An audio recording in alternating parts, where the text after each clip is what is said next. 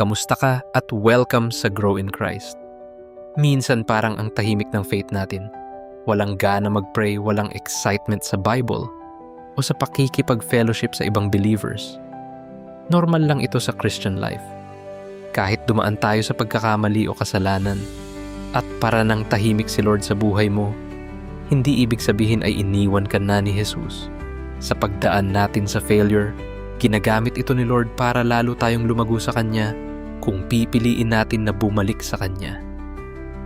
May iba't ibang dahilan, pagod, kasalanan, distractions, o minsan sinusubok ng Diyos ang puso natin. Hindi lahat ng dryness ay masama. Minsan ginagamit ito na para turuan ni Lord, para mas lalo tayo magtiwala at maging dependent sa Kanya. Maraming believers sa Bible ang dumaan dito. Even si David, kahit sila ay nakaramdam ng lungkot at spiritual dryness na parang ang layo nila sa Diyos.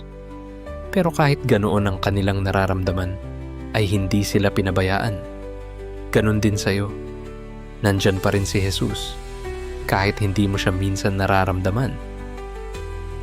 Kahit wala kang gana, magbasa ka pa rin ng Bible, makinig ka ng salita niya, at patuloy pa rin tayo maglingkod at makipag-fellowship sa ibang mga believers. Hindi ito tungkol sa feelings kundi sa faithfulness. Habang patuloy kang lumalapit sa Kanya, unti-unting ibabalik ng Diyos ang init ng puso mo pabalik sa Kanya. Hindi kailangang perfect ang prayer mo. Kahit simple lang, lumapit ka kay Jesus. Sabihin mo ang tunay mong nararamdaman katulad ni Job, Jonah, at Jeremiah.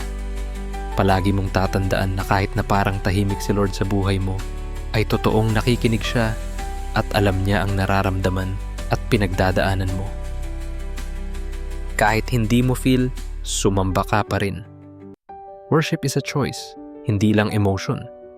Habang ginagawa mo ito, unti-unting naaayos ang focus mo pabalik sa Diyos. Minsan ang spiritual dryness ay dahil sa hidden sin. Kung may alam kang mali, i-confess mo agad at humingi ka ng tawad.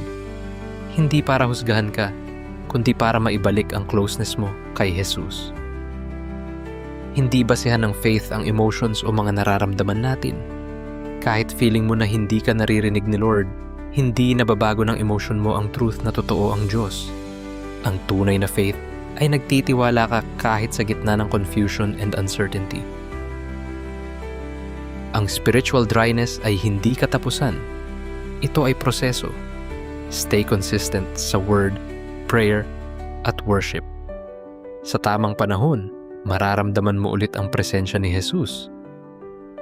Kung dumadaan ka sa spiritual dryness, huwag kang susuko. Nandyan si Jesus. Kahit hindi mo nararamdaman, salamat sa panonood dito sa Grow in Christ. Patuloy kang lumago sa faith.